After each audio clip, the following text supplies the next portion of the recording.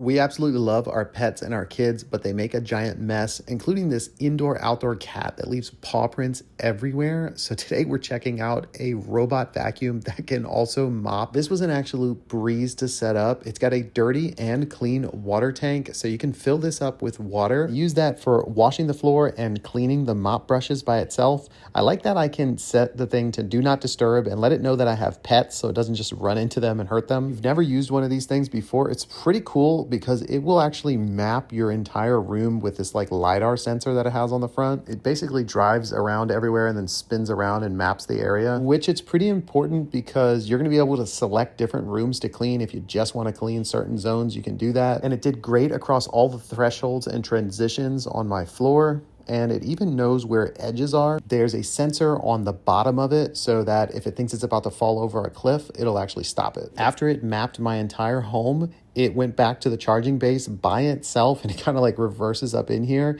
And this is when it started to fill up with the clean water so it could begin cleaning for the first time. It actually knows when it's on a hard surface versus a carpet and it lifts the mops up by itself. And it really does a good job at trying to like get around all kinds of little furniture. And here's a pretty good example of all of these footprints. This thing is actually going with the front and it's sweeping to collect all of the dust. And in the back, it's kind of spinning around and making sure it mops every little area.